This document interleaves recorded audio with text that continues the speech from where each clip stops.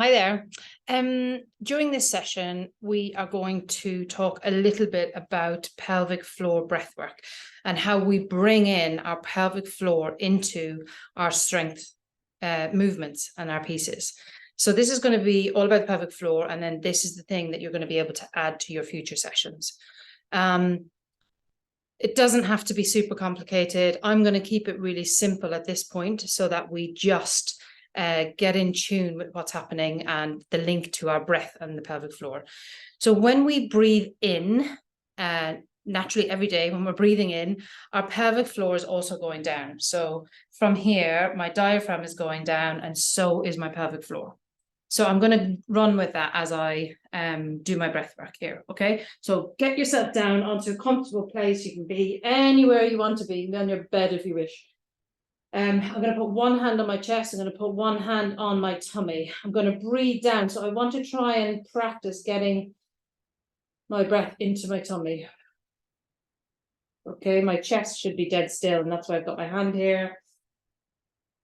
To try and analyze what's going on with my breath. We're going to go in through the nose and out through the mouth.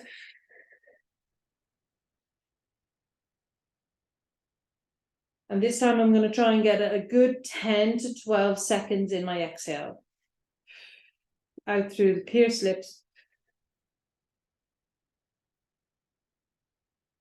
Okay, so once you've done that a couple of times, it might take some people a little bit longer to kind of readjust from breathing into this kind of chest breathing and bringing it down into the tummy. The next stage of that is actually then bringing the breath into the ribs. So we're going to take fingers and we're going to put them around like our floating ribs down here. Okay, the same thing applies. So what we're doing here is we're doing a layered effect.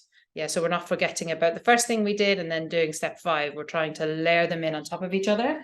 So I'm going to lie down again. I'm going to bring my hands around my ribs. And then I'm going to try and get the breath to extend my hands, to extend the ribs.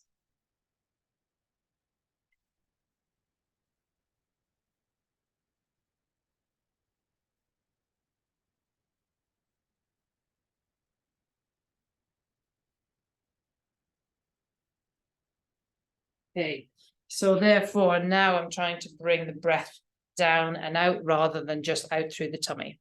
The next thing I'm going to do, and we can do this sitting up. So I just want you to isolate your P muscles and your poo muscles. So I want you to try and squeeze your P muscles without squeezing your poo muscles. Now, squeeze tiny bit. That's it. And then if we try that at different varied levels, so let's do a 3 out of 10 squeeze. Okay, kind of 6 out of 10. And then you're really bursting. So I'm going to squeeze my P muscles at like 10 out of 10. And you're going to try and keep them isolated all the way. So you're trying to relax the poo muscles and do that. So the next thing I'm going to do the opposite. So I'm going to try the opposite with my poo muscles. I'm going to squeeze my poo muscles at like a 3 out of 10, a 6 out of 10, and a 10 out of 10, and trying to isolate that from the P muscles or from the front muscles.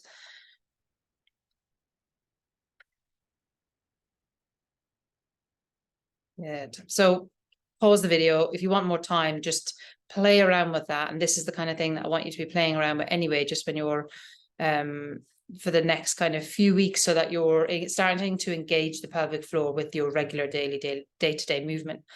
Okay, the next bit we're going to do, and I'm racing through here, that we can go into like lots more detail, but just to keep it really simple, I'm now going to squeeze my P and poo muscles and I'm going to draw them up as I breathe out. So we're back to the breath.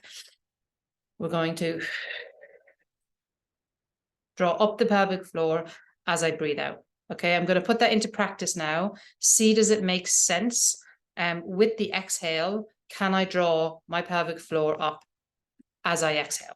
All right, from here, taking a deep breath into my nose and then out at the same time as drawing in the pelvic floor.